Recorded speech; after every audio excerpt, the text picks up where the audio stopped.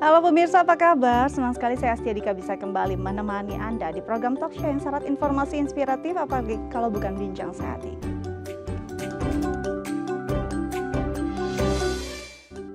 Ya pemirsa, bincang sehati. Ini akhir-akhir ini ya kondisinya sering hujan, panas. Ini membuat nyamuk banyak sekali ada di sekitar kita dan masuk ke dalam rumah kita.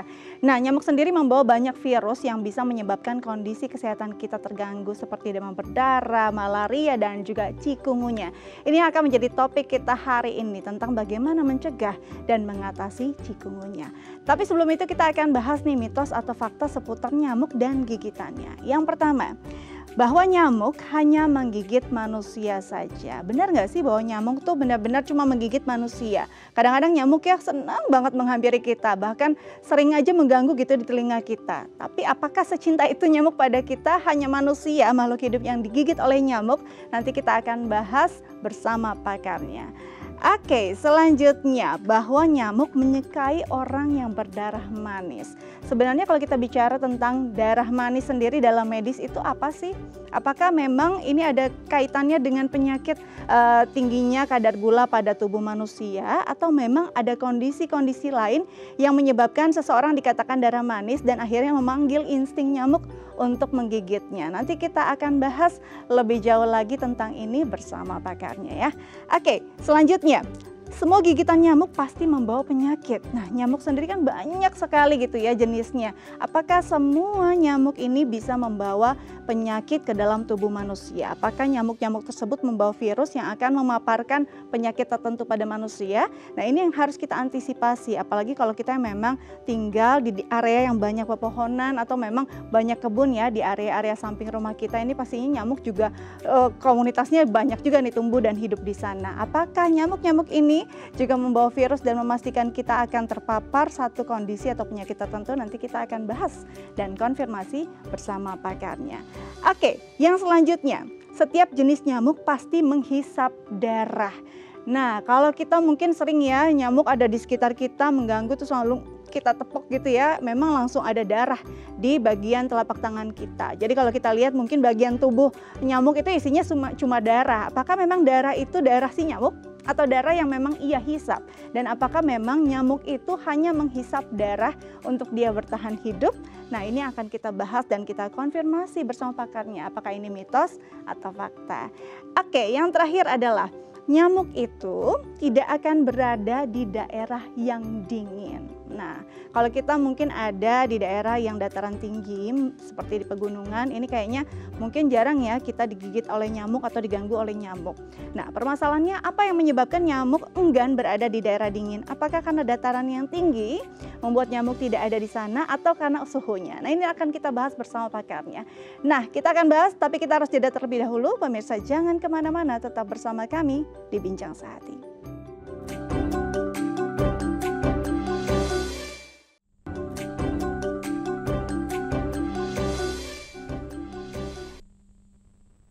Bersama kami di Bincang Sehati. Tadi di segmen sebelumnya saya sudah menyebutkan beberapa fakta seputar nyamuk dan juga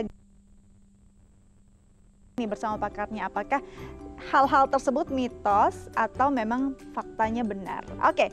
Dan kita sudah tersambung via Zoom dengan Dr. Istika Setiani SPPD dari Rumah Sakit Metropolitan Medical Center. Langsung kita sapa. Kabar? Halo, apa kabar? Baik, bisa apa kabar? Semua sehat? Sehat semuanya, Dok. Sudah siap untuk berbagi informasi untuk pemirsa Ya, Bincang Sehati di silakan. rumah ya. Baik, Dok. Ya, Yang pertama silakan. kita akan bahas dulu nih seputar mitos atau fakta terkait nyamuk dan gigitannya ya. Ini kan kadang-kadang banyak orang beranggapan bahwa nyamuk nih pasti ya sudah pasti nih nyamuk nih akan membuat gatal, suka darah manis dan banyak hal lainnya. Kita akan konfirmasi agar tidak salah kaprah ya di masyarakat. Oke, yang pertama nih Dok ya, bahwa faktanya nyamuk itu saja. Ini benar nggak? Benar cuma manusia yang digigit oleh nyamuk atau nyamuk juga menggigit mungkin hewan ataupun ya? Iya, betul. Jadi nyamuk selain manusia juga menggigit hewan. Bisa monyet, bisa yang lain-lain. Jadi bukan hanya manusia yang digigit nyamuk. Oke, jadi Seperti ini adalah itu, mitos ya ya. Dok ya, kalau hanya manusia Iya, saja. Berarti kalau memang iya, menggigit Mbak. hewan, apakah virus yang dibawa oleh nyamuk bisa juga nih memapar atau menjadi satu penyakit tertentu pada hewan? Bisa, Oke. bisa, Mbak. Mm-mm. Baik, jadi bukan cuma manusia, Mm-mm. ternyata hewan juga Mm-mm. digigit loh oleh nyamuk dan Iya, bisa menyebabkan kondisi kesehatan si hewan juga terganggu iya. ya. Jadi kita harus hati-hati. Oke, selanjutnya bahwa nyamuk itu menyukai orang berdarah manis. Sebelum kita masuk nyamuk Mm. suka orang berdarah manis, sebenarnya memang orang berdarah manis itu ada ya dok? Apa sih? Iya. Jadi istilahnya berdarah manis yang dimaksud mungkin seperti kencing manis gitu ya. Nah, seperti itu ada juga yang memang sesuai dengan golongan darahnya juga. Oke. Ada golongan darah tertentu yang memang mempunyai aroma karena nyamuk tersebut tertarik untuk mendatangi yang dihasilkan oleh tipe-tipe tertentu seperti itu, Mbak. Tipe apa dok? Jangan-jangan saya nih termasuk Ya, tipe yang dicintai nyamuk ya. lagi dok. Golongan Maksudnya darah tadi apa? ada aroma yang dihasilkan oleh apa namanya dari manusia tadi. Maksudnya tipe golongan darahnya, misalnya B, O seperti itu. Oke. Kemudian nyamuk itu mempunyai insting untuk mendekat, kemudian menghisap darahnya. Oke, jadi bisa dibilang ini benar begitu ya. Ada orang-orang yang dimasuk dengan darah manis. Ini bukannya darahnya rasanya manis, tapi mungkin darahnya memang punya aroma yang menyebabkan ada insting tertentu pada nyamuk memanggil gitu ya untuk mendatangi. Betul, mendatangi dan menggigit orang tersebut. Jadi mungkin tadi ada golongan darah B dan O gitu ya. Harus hati-hati juga karena lebih potensial juga nih digigit oleh nyamuk. Oke, yang selanjutnya. Mitos atau fakta nih dok, kalau nyamuk pasti membawa penyakit. Kan kadang-kadang memang yang kalau misalnya rumahnya di tengah kebun gitu ya, nyamuknya otomatis tiap hari ada nih dok. Apakah nyamuk-nyamuk ini semuanya pasti membawa bibit penyakit atau virus ke dalam tubuh manusia? Tidak semua sih Mbak, jadi spesies nyamuk itu banyak sekali sampai ribuan. Tapi yang kita sering dapatkan saat ini adalah nyamuk yang di dalam tubuhnya mempunyai infeksi ya, membawa virus seperti nyamuk Aedes aegypti itu bisa menyebabkan chikungunya, demam berdarah seperti itu. Tapi spesies-spesies yang lain banyak juga tetapi tidak mengandung virus yang berbahaya. Baik, jadi tidak semua nyamuk karena nyamuk jenisnya juga banyak sekali. Hanya beberapa nyamuk, betul, yang membawa virus-virus tertentu yang masuk ke tubuh manusia. Tapi walaupun hanya beberapa, tetap harus diantisipasi ya dok ya, karena memang ada yang lain misalnya Anopheles itu kan juga virus banget. Aedes aegypti. Baik, jadi memang ada beberapa jenis nyamuk yang membawa virus tertentu dan ini dampaknya luar biasa untuk kesehatan atau kondisi kesehatan manusia. Oke, yang selanjutnya, bahwa fakta atau mitos nih dok, kalau jenis nyamuk ini, semua jenis nyamuk memang menghisap darah. Jadi jawabannya adalah nyamuk betina yang menghisap darah manusia itu karena nyamuk jantan itu kebutuhannya adalah menghisap nektar. Jadi nyamuk jantan dan betina menghisap nektar atau rasa manis dari tanaman ya, dari bunga-bunga. Nah, yang betina ini memerlukan darah untuk mempertahankan siklus hidupnya. Siklus hidup itu karena nyamuk betina untuk bertelur, menghasilkan telur, maka dia perlu menghisap darah. Jadi ini ya bisa dipastikan nyamuk yang suka ada di rumah kita mengganggu gitu ya, menggigit nih si betina nih. Ternyata memang itu diperlukan untuk dia proses reproduksi. Menghasilkan telur. Oke, baik. Selanjutnya adalah bahwa fakta atau mitos nih dok, kalau di daerah dingin itu katanya nggak ada nyamuk, benar atau tidak sih? Terutama untuk kehidupan siklus nyamuk itu terutama di daerah tropis subtropis memang. Jadi dia akan berkembang biak secara cepat gitu. Untuk kehidupan nyamuk memerlukan suhu sedemikian. Untuk suhu yang dingin memang dia akan berdiam diri seperti itu. Baik, Iya, jadi bukan karena daerah dingin itu di dataran tinggi, nyamuknya nggak sampai ke sana, tapi karena suhunya ya, suhu tertentu yang iya, bisa memang digunakan nyamuk untuk bisa terus berkembang biak, bereproduksi, bukan iya, karena tinggi datarannya. iya. Jadi walaupun mungkin di Jakarta, saya tinggalnya Mm-mm, di apartemen, lantainya tinggi banget kok mm-mm, gitu, nggak akan ada nyamuk, mm-mm, nggak juga ya. Itu nggak mungkin iya. karena itu, karena memang terkait oleh suhu di dataran tinggi. Oke, Dok, nanti kita akan bahas lebih jauh tentang topik kita hari ini, tapi kita harus jeda terlebih dahulu.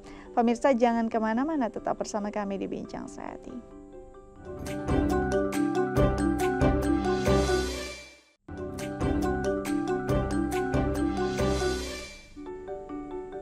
Ya, pemirsa kembali lagi bersama kami di Bincang Sehati dan kali ini kita akan membahas topik utama kita hari ini tentang chikungunya.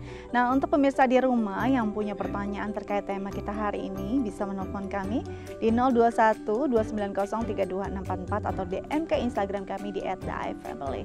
Oke, kita lanjut perbincangan ini dengan dokter kita. Dok, masih bersama kami, Dok, di Bincang Sehati. Ya, ya, selamat Baik. pagi. Dok, kita bicara tentang chikungunya. Ini adalah penyakit yang disebabkan oleh virus yang dibawa oleh nyamuk. Nyamuk jenis Ya, apakah yang menyebabkan chikungunya ini bisa ada di tubuh manusia? iya, chikungunya disebabkan oleh nyamuk jenis Aedes, Mbak. Mhm, Ya, Aedes ini ada dua, Aedes aegypti dan Aedes albopictus. mhm, mhm. Itu yang membawa virus chikungunya. Oke, jadi dua jenis nyamuk tersebut yang membawa virus Mm-mm, chikungunya. Kalau kita mm-mm, tahu sendiri kan mm-mm, bahwa Aedes aegypti ini juga menyebabkan adanya demam berdarah, penyakit demam berdarah pada mm-mm, seseorang. Kenapa bisa mm-mm. nyamuk jenis ini dengan jenis yang sama menyebabkan dua penyakit berbeda? Iya, karena di dalam patofisiologinya juga berbeda sehingga maksudnya dampak terhadap fisiologinya yang terjadi juga akan berbeda, Mbak. Tapi lebih bahaya untuk demam berdarah ya. Baik. Karena kan ada penggerombolan trombosit Mhm. sehingga trombositnya semakin turun, semakin turun, semakin turun. Di mana gejalanya sebetulnya mirip-mirip Mhm. ya antara chikungunya, demam berdarah seperti gejala virus yang lain, yaitu demam ya disertai kepala sakit, ulu hati sakit, Mhm.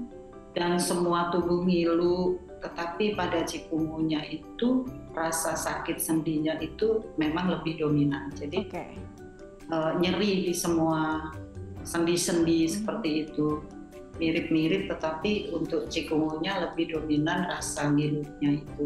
Tetapi untuk lebih berbahaya demam berdarah karena terjadi penggerombolan trombosit di mana itu adalah peran dari si virus itu kemudian menyebabkan di dalam tubuh menginfeksi, trombosit semakin turun, semakin turun, semakin turun.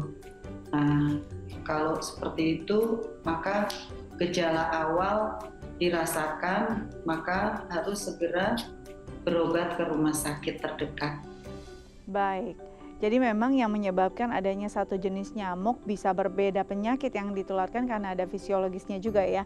Nah, faktor fisiologis ini di nyamuk atau di manusia? Apakah sebenarnya nyamuknya membawa virus yang sama, tapi impact-nya di dalam tubuh manusia dengan kondisi yang berbeda akan menyebabkan dua penyakit yang berbeda? Atau memang virus yang dibawa oleh si Aedes aegypti ini memang virus yang berbeda? Jenisnya berbeda. Oke. Jadi memang yang dibawa oleh nyamuk berbeda, bukan bagaimana impact-nya pada tubuh manusia ya dok ya. Nah dok, kalau kita bicara tentang demam berdarah sendiri kan memang ada satu tindakan atau ada pemeriksaan medis yang bisa melihat apakah memang orang tersebut terpapar demam berdarah dengan melihat kondisi trombositnya, HB-nya dan segala macam begitu ya. Nah, bagaimana dengan chikungunya? Apakah memang ada tes lab tertentu untuk melihat seseorang ini terpapar chikungunya? Iya betul, kita bisa tes lab Mbak, mengecek chikungunya yang memerlukan tes serologi. Baik. Untuk mengecek chikungunya. Apa yang membedakan, ini kan kalau demam berdarah juga dengan tes serologi ya dok ya, apa yang membedakan hasilnya? Apakah memang kalau dengan demam berdarah sendiri trombositnya akan terlihat lebih drop, sedangkan chikungunya tidak walaupun gejalanya sama atau seperti apa? Jadi kalau dilihat dari gejala tadi mirip, tetapi dari hasil tesnya kalau demam berdarah itu ya menyangkut juga tentang HB, HT, trombosit maksudnya, leukosit. Kemudian juga dari jenis tesnya sendiri. Kita kalau dengue itu kita mempunyai tes MS1 anti dengue. Kita juga bisa ngecek dengue IgG, IgM-nya. Oke. Baik, jadi memang tesnya tersendiri untuk demam berdarah, terlihat juga dari trombo dan segala macam HB dan lain sebagainya begitu ya. Tapi kalau untuk cikungunya juga tes serologinya berbeda. Nah, Dok, biasanya berapa lama sih seseorang yang terkena cikungunya ini mengalami kondisi yang cukup tidak baik ataupun bahkan sampai masa kritisnya? Untuk cikungunya ya, untuk cikungunya demam itu rata-rata mereka bisa sampai 1 minggu. Demam, demamnya. Hanya demam saja. Kemudian setelah itu demam berangsur turun, tetapi ngilunya itu bisa masih ada, tetap rasa ngilunya masih menetap seperti itu.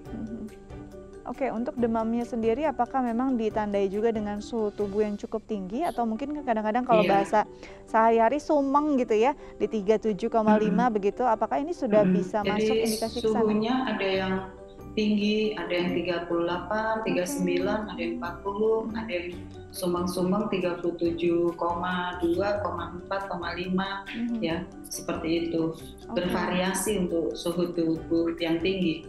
Tetapi untuk misalkan pasien merasa sangat demam, kemudian tidak menolong dengan pengobatan yang dibeli sendiri, maka untuk memastikannya tadi kita tes lab ya, seperti itu. Baik. Biasanya treatmentnya seperti apa sih ketika memang tes lab dan dilihat hasilnya memang sudah ada nih virusnya, paparan virusnya cikungunya dilihat dengan kondisi dan juga hasil tes. Apa yang di pengobatan seperti apa yang diterima oleh pasien? Baik, jadi penurun demam diberikan ya, itu tadi gejala ya, simptom atau gejala itu kita mengatasinya dengan memberikan penurun demam, kemudian memberikan untuk anti nyerinya. Kalau memang ada keluhan di lambung, itu kan ada gangguan ke gastrointestinal atau lambung dan pencernaan, kita berikan obat untuk pencernaannya. Dan kemudian juga mengenai makan dan minum pasien harus diperhatikan, juga dengan memberikan vitamin seperti itu supaya daya tahan pasien itu penyembuhannya lebih cepat. Baik. Demikian, Mbak. Dok, ini apakah bisa menular seperti demam berdarah kan akhirnya mewabah? Kalau cikungunya sendiri seperti apa, Dok? Betul, bisa menular melalui gigitan nyamuk yang membawa infeksi tadi, Mbak. Dari manusia kemudian menggigit ini, pergi lagi menggigit yang di tempat lain, menggigit orang lagi, seperti itu penularannya. Baik, jadi memang bisa ditularkan dengan mediatornya tadi si nyamuk tadi ya, menggigit orang yang sudah sudah cikungunya, dia menggigit lagi orang lain. Nah, kalau bicara tentang ini kan berarti bisa ada potensi bahwa satu rumah ketika ada satu pasien cikungunya bisa juga nih tertular. Apa yang harus dilakukan oleh mungkin anggota keluarga lain ketika ada pasien cikungunya? Iya, untuk antisipatif. Jadi pasien yang tadi sakit, tolong, kan memang nggak seluruhnya harus dirawat ya, bisa dirawat di rumah, rawat jalan. Jadi pasien ini artinya jangan beredar atau kemana-mana, lalu ya seperti virus yang lain juga dicegah. Lalu yang anggota rumah tangga yang lain mencegah supaya tidak didatangi nyamuk seperti itu. Atau kalau ada nyamuk ya kita melindungi dari gigitan nyamuk. Nyamuknya yang nyamuknya yang diusir, satu, kedua dirinya yang kita ini semua anggota keluarga harus mencegah supaya tidak digigit nyamuk. Seperti itu, Mbak. Oke, baik. Jadi memang pencegahannya ya yang pasti kita harus Mm-mm. hilangkan si pencetusnya yaitu nyamuknya ya. Jangan Mm-mm. sampai Mm-mm. justru menggigit Iya kita. Apalagi betul. kalau anggota keluarga kita memang Mm-mm. dirawat jalan gitu ya di rumah. Jadi Mm-mm. memang potensial ini akan menularkan pada anggota keluarga Iya, lain. Oke. Nah, iya betul. Dok, kalau kita bicara tentang penyakit cikungunya sendiri, seperti demam berdarah kan akhirnya Mm-mm. bisa nih berduet gitu ya Mm-mm. dengan tipes. Mm-mm. Nah, apakah cikungunya juga punya indikasi atau punya potensi untuk akhirnya bisa ada komplikasi dengan penyakit yang lain? Mm-mm. Sebetulnya yang dipertanyakan tadi komplikasi penyakit lain atau penyakit contohnya tadi Mbak mengatakan tipes gitu ya. Iya, betul. Itu dua penyebab yang berbeda sih sebetulnya. Dua penyebab yang berbeda. Yang satu kan kalau tipes itu melalui makanan ya. Betul. Makanan, maka sebaiknya makan makanan yang dimasak. Seperti itu. Jadi tidak ada salmonella tipes sehingga pasien yang sedang menurun daya tahan tubuhnya dijaga juga soal makanannya supaya tidak terkena tipes seperti itu. Baik. Jadi penyebabnya ini justru berbeda walaupun sering beriringan dan dalam satu masa yang sama. Mungkin juga kondisinya yang bisa jadi tipes duluan ini membuat kondisi seseorang drop, akhirnya terkena tadi DB ataupun cikungunya begitu ya. Akhirnya sama-sama nih berjalan dan harus treatment berbarengan. Nah, Dok, kalau bicara cikungunya sendiri, apakah ini hanya penyakit yang memang akan membuat seseorang kondisinya memburuk ketika terpapar saja atau bisa ada efek jangka panjang yang dirasakan orang tersebut? Ya, bagus pertanyaannya. Jadi sangat bervariasi, di mana kalau cikungunya itu terkena pada usia yang muda, usia dewasa muda, itu daya tahannya lebih baik, maka gejala-gejala sisa yang ngilu-ngilu itu bisa 1 minggu, 10 hari, 2 minggu atau lebih. Ya, tetapi pada usia yang kita kategorikan senior atau usia 60 tahun ke atas seperti itu, gejala sisanya itu bisa rada lama, agak lama menghilang dari ngilu-ngilu itu, walaupun dinyatakan sudah sembuh, tapi ngilunya kok belum hilang seperti itu. Jadi memang agak lama untuk warga senior gitu ya atau lansia ini impact-nya berbeda. Mungkin kalau yang masih muda ini daya tahan tubuhnya cepat pulih. Betul, cepat pulih, daya tahan tubuhnya masih lebih baik. Akhirnya ngilu-ngilunya mungkin hanya berjalan beberapa minggu. Tapi untuk yang usianya sudah lanjut ini bisa berjalan lebih lama lagi, bahkan walaupun sudah tidak cikungunya begitu ya, sudah dinyatakan sembuh. Nah, apa dong yang harus dilakukan untuk bisa membuat kondisi tubuhnya menjadi lebih prima lagi walaupun pasca cikungunya, terutama untuk lansia nih, Dok? Nah, seperti itu tadi, kebutuhan minum harus diperhatikan yang cukup, jangan kurang air ya. Rata-rata mungkin nggak haus lalu nggak minum. Nah, tolong diperhatikan minum, kemudian kebutuhan makannya, dan kebutuhan makan bukan hanya sekedar kenyangnya, tetapi kita perhatikan nutrisinya, gizinya, seperti itu. Bila ada vitamin-vitamin ya silakan diminum vitaminnya. Kalau ada memang sudah minum obat-obat yang lain karena senior sudah mempunyai beberapa penyakit yang mendasari, ya tetap diminum obat-obatannya, seperti itu Mbak. Baik, jadi memang ini penting sekali ya untuk kita melihat kondisi tubuhnya agar tetap terjaga, baik itu dari nutrisi, cairan, istirahat, apalagi kalau memang sudah ada komorbid atau penyakit-penyakit tertentu yang memang sudah dialami, ini penting sekali untuk tetap disiplin minum obat-obatan tersebut. Nah, kalau bicara tentang suplemen ataupun mungkin nutrisi tambahan yang bisa mempercepat atau membuat pemulihannya lebih berjalan baik, vitamin apa Dok yang memang dianjurkan untuk pasien cikungunya sendiri? Pasien cikungunya pada dasarnya apabila kecukupan dari usia muda, kecukupan dari makan minumnya, kemudian buah-buah ya, itu tadi kemudian untuk memulihkan ngilu-ngilu, vitamin B, kemudian vitamin C, multivitamin ya, itu prinsipnya sama juga dengan yang senior juga sama prinsipnya. Vitamin adalah sebagai suplemen tambahan seperti itu. Tapi untuk yang usia senior memang kita perhatikan untuk vitamin-vitamin tersebut supaya pemulihannya menjadi lebih cepat.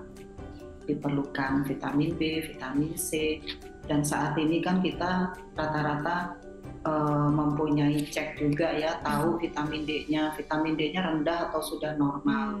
Bisa ditambahkan vitamin D untuk mencapai nilai normal, seperti itu Mbak.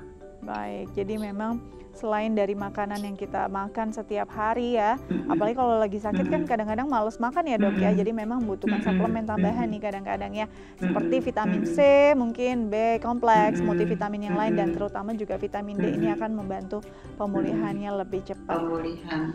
Baik, nah apakah perlu ada hal-hal yang dilakukan seperti olahraga ringan? Ini kan badannya ngilu-ngilu ya dok ya, apakah perlu dilakukan nggak sih bergerak atau memang harus bed rest total? Oh enggak, bagus pertanyaannya. Jadi nggak usah harus bed rest total, tetapi perlahan-perlahan digerakkan sesuai dengan kemampuan pasien. Apabila tidak digerakkan, sendi tersebut menjadi kaku, menjadi lebih kaku, sehingga kita bergerakkan pelan-pelan, sebentar-sebentar, 10 menit, 15 menit, tetapi berusaha untuk pelan-pelan bergerak seperti itu. Baik, jadi walaupun tubuhnya pasti ya kita pahami ini ngilu sekali, pasti bahkan kadang-kadang iya untuk bergerak juga rasanya nggak nyaman banget, tapi justru perlu ada stimulan atau stimulus kita bergerak pelan-pelan walaupun sesuai kemampuan saja ya dok ya, agar tidak kaku badannya, karena memang ini lebih banyak menyerang sendi ya dok ya. Baik dok, nanti kita akan lanjut lagi, tapi kita harus jeda terlebih dahulu. Pemirsa jangan kemana-mana, tetap bersama kami di Bincang Sehati.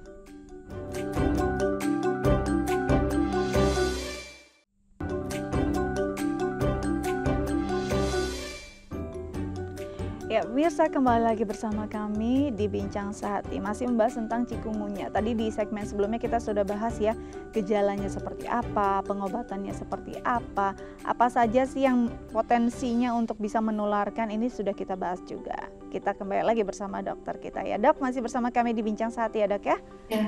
Ya. Baik. Silakan.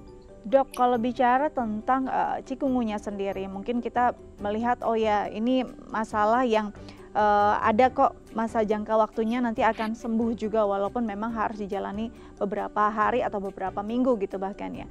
Tapi apakah ini memungkinkan menjadi penyakit jangka panjang? Selain tadi memang impactnya bisa jadi nih ada ngilu-ngilu untuk keluarga lansia, tapi apakah bisa jadi penyakit serius karena ada komplikasi tertentu atau mengenai orang yang punya komorbid tertentu?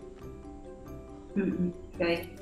Jadi pada pasien-pasien dengan usia muda tadi lebih cepat sembuh ya, sekitar paling lama sekitar 15 hari atau 2 minggu. Baik. Untuk pasien-pasien yang lebih senior tadi 60 tahun ke atas, berhati-hati karena bisa sampai sekian bulan. Jadi ada yang 1-2 bulan. Agak lama ya ngilunya itu. Kemudian pada komplikasi yang berat karena pasien daya tahannya tidak baik, maka ada beberapa komplikasi, misalnya bisa ke retina, bisa ke organ-organ penting yang lain, sehingga memang harus berhati-hati pada pasien-pasien dengan komorbid dan pada usia-usia yang lebih senior tadi. Jadi kita memang perhatikan ke sana. Baik, jadi memang memungkinkan bahkan tadi senior bisa sampai 2 bulan begitu ya dok ya. Ini rasanya tidak nyaman sekali pastinya, apalagi tidak dengan betul kondisi-kondisi tertentu yang membuat kondisi lainnya bisa muncul gangguan lainnya.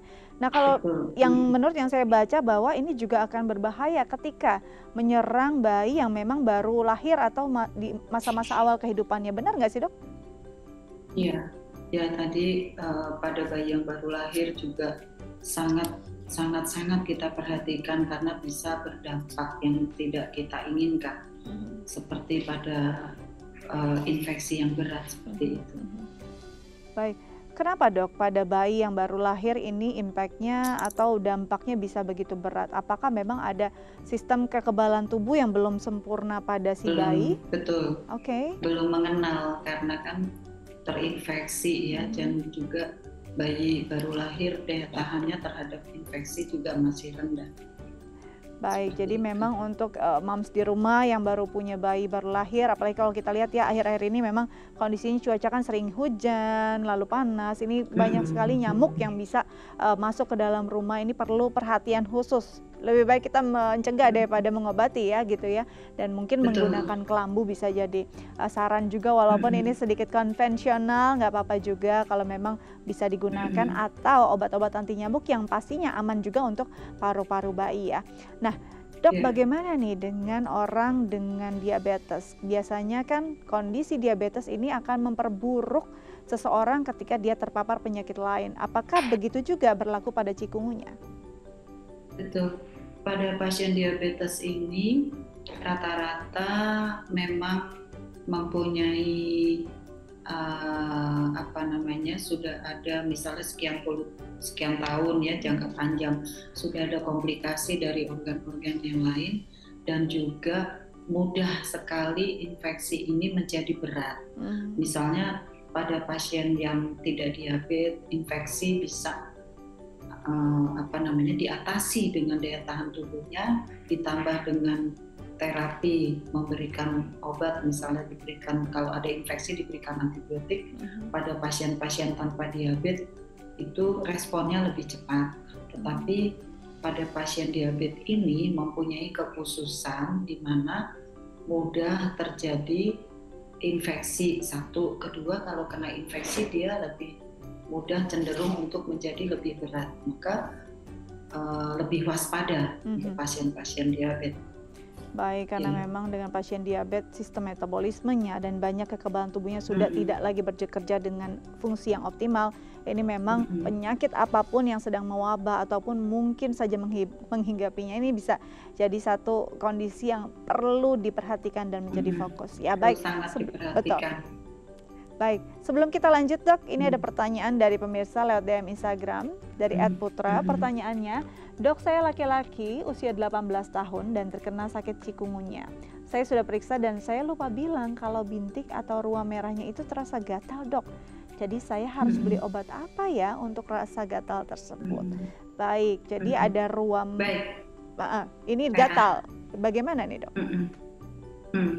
Kalau gatal itu reaksi dari kulit, kemudian supaya untuk mengatasi gatal itu banyak obat-obat yang dioleskan tetapi yang tidak iritasi ke kulit ya, bisa seperti minyak kayu putih, balsam yang lain, Vicks dan sebagainya, itu boleh dioles-oleskan seperti itu. Kemudian juga banyak sekali salep ya untuk gatalnya.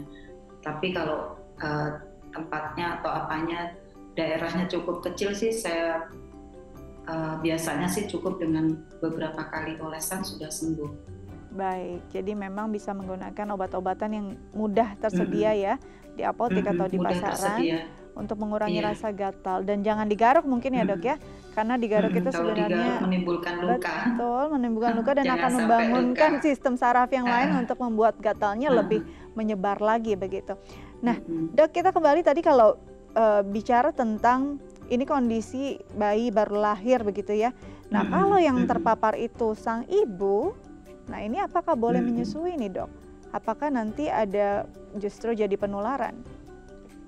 Pertanyaannya tadi rada hilang ya, boleh menyusui gitu pertanyaannya? Iya, kalau ibu yang terkena chikungunya, apakah boleh menyusui bayinya? Dia tidak menularkan melalui ASI.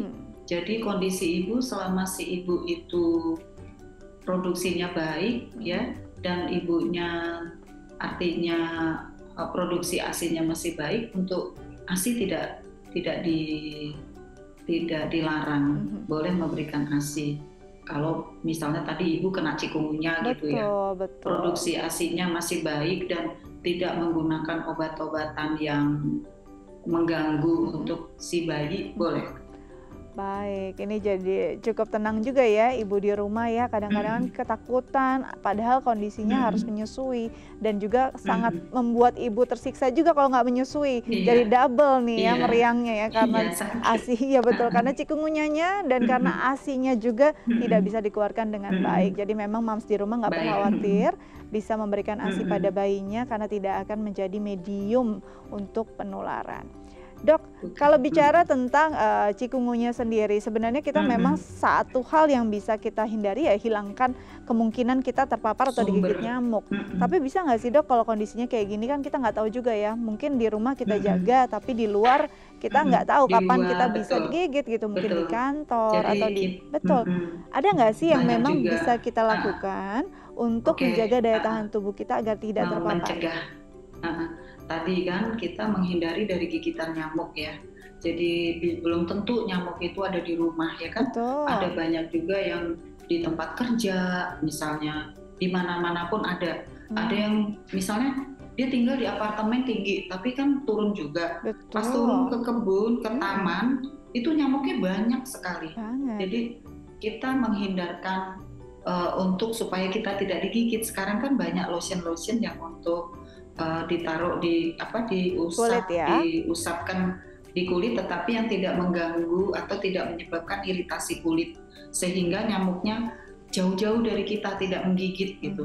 Hindarkan dari gigitan nyamuk yang penting. Kemudian kalau di rumah ya jangan sampai nyamuknya masuk ke rumah gitu. Maksudnya jangan dibiarkan misalnya nyamuknya di sekitar kebun, rumahnya di sekitar kanan kiri kebun.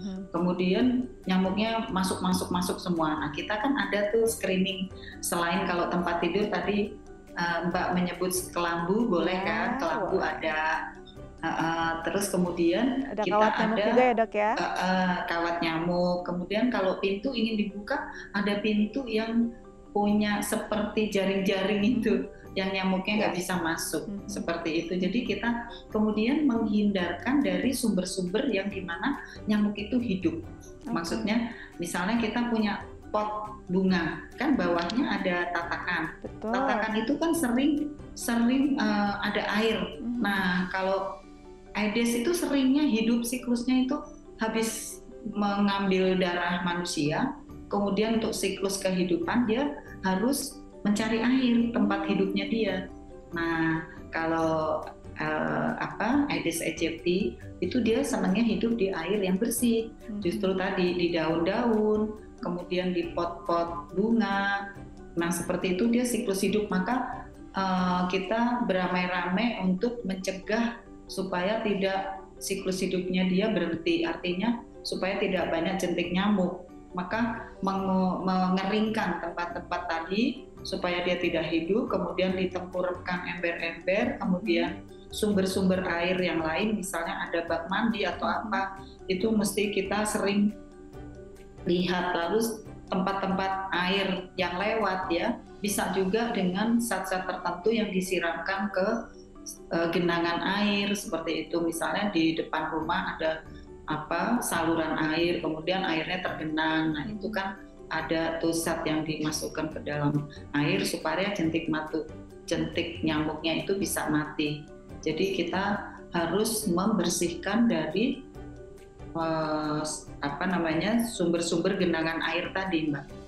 Baik, jadi memang 3M ini perlu diterapkan di rumah ya dok ya, dan kalau memang dibutuhkan, apalagi mungkin tidak semua orang sekarang mandinya kamar mandi sudah dengan shower, masih ada mungkin bak mandi dengan genangan air. Ini boleh diberikan zat tertentu seperti abata gitu ya untuk bisa membunuh jentik-jentik nyamuk, karena memang di situ adalah ladangnya untuk mereka bereproduksi untuk bisa memperbanyak diri. Jadi memang harus ada langkah antisipatif yang lebih antisipatif. Betul.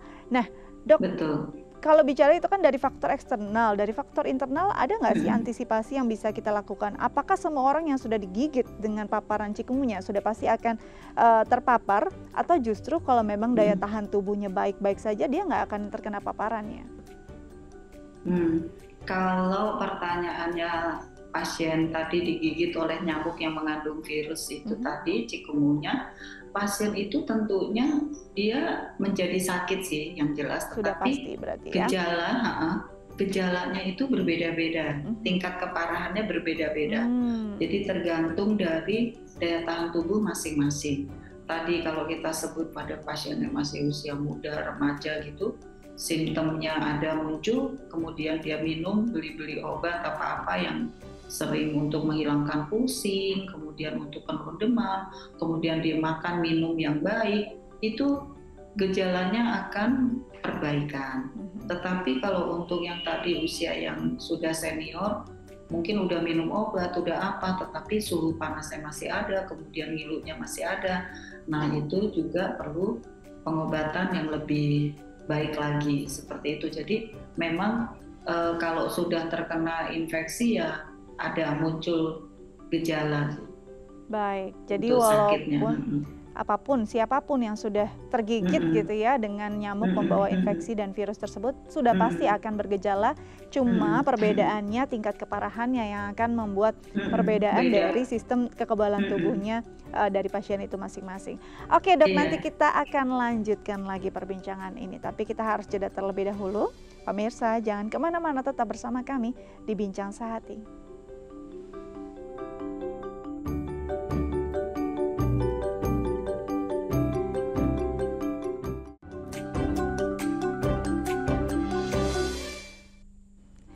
Baik pemirsa, kembali lagi bersama kami di Bincang Sehati, masih membahas tentang chikungunya nih. Sebelum kita ke tips bagaimana untuk mengantisipasi chikungunya, masih ada yang ingin saya tanyakan nih dok, masih bersama kami di Bincang Sehati?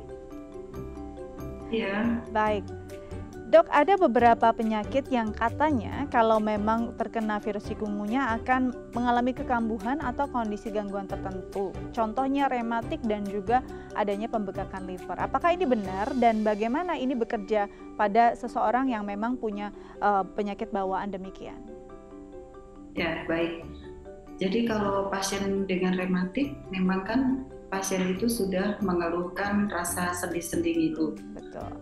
Dengan adanya chikungunya ini rasa ngilunya bertambah seperti itu, makin ngilu sendinya. Kemudian kalau untuk mengenai yang tadi hati, nah pada infeksi-infeksi, semua infeksi, maksudnya terjadi infeksi dan ini infeksi virus itu menyebabkan gangguan di hati. Maka kita tetap harus perhatikan juga mengenai fungsi hatinya, seperti itu Mbak. Baik, jadi memang untuk rematik sendiri, apalagi ini memang sudah masuk ke autoimun juga begitu ya, ini pasti kondisinya akan parah sekali, makin parah, kekakuan, kesakitan di sendi-sendi ini, linunya akan mungkin lebih besar berkali lipat dibandingkan orang dalam kondisi tanpa komorbid ini. Dan untuk hati sendiri memang akan ada kondisi tertentu dengan peradangan tertentu membuat hati bekerja lebih berat ya dok ya dalam kondisi tersebut. Nah, ini apakah hanya akan berdampak pada orang-orang tertentu atau memang semua orang dengan kondisi paparan virus atau adanya peradangan ini akan membuat hatinya akan ada gangguan, dan apa impactnya akan bisa berjangka panjang dok? Dan kalau untuk infeksi virus mengenai gangguan hati itu bersifat sementara. Nah, dan berbeda-beda tingkat keparahannya. Ada yang ringan sekali, ada yang tidak terganggu, ada yang lumayan agak lama seperti itu. Tapi kalau tidak ada kelainan hati yang lain, dia akan pulih lagi kalau pengaruhnya karena virus. Baik, jadi memang sifatnya bisa cuma sementara ketika seseorang tidak ada masalah sebelumnya, tapi bisa juga panjang ataupun nanti masih ada pasca virus tersebut sudah hilang dari tubuh kita karena memang sudah ada gangguan tersebut. Jadi memang baik sekali ya kalau kita memang bisa menjaga kesehatan organ-organ tubuh kita ya dok ya, tidak hanya saat kita sakit saja. Nah dok, kalau bicara tentang pengobatannya, selain memang mungkin ada analgesik, ada penghilang nyeri, demam begitu ya, ini cairan menjadi bagian yang paling penting diberikan ketika pasien tersebut terkena chikungunya. Apakah memang kehilangan cairan cukup banyak ketika pasien tersebut sedang chikungunya dan bisa menyebabkan sampai ke dehidrasi dok?